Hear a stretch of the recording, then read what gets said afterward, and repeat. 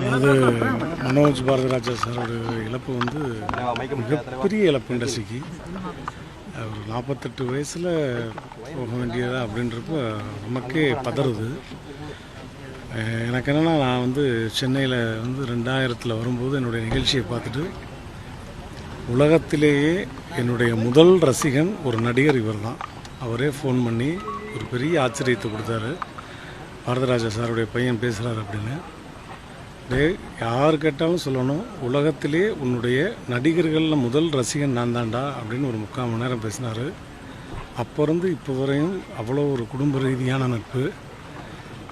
என்னை எப்போ ஃபோன் பண்ணாலும் கடவுளே அப்படிம்பார், என் மிஸ்ஸஸ்ட்ட தெய்வமே அப்படிம்பார். இதில் என்னென்னா, ஒவ்வொரு முறையும் பார்க்கும்போதும் என் மிஸ்ஸஸ்ட்ட அவர் சொல்கிறது, ஒரு தடவையாவது மதுரை ஸ்டைலில் எனக்கு சாப்பாடு செஞ்சு கொடுமா, உங்கள் கையால் சாப்பிடணும், நாட்டுக்கோழி குழம்பு, மட்டன் சுக்காலாம் சாப்பிடணும், எப்போ தான் எனக்கு சமைச்சு கொடுக்க போகிற, விருமன் படம் ஷூட்டிங் எப்போயும் கூட கேட்டார். ஒவ்வொரு முறையும் என்ன என்னை வீட்டுக்கு வாங்கினேன், எப்போ வந்தாலும் பண்ணி கொடுக்குறோன்னு சொன்னோம். கடைசி வரையும் அந்த ஆசை நிறைவேறாமல் போயிடுச்சு. பார்க்கும்போது மனசே பதறுது.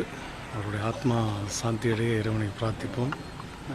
அதுக்கு மேலே சரிங்க, தேங்க்ஸ்.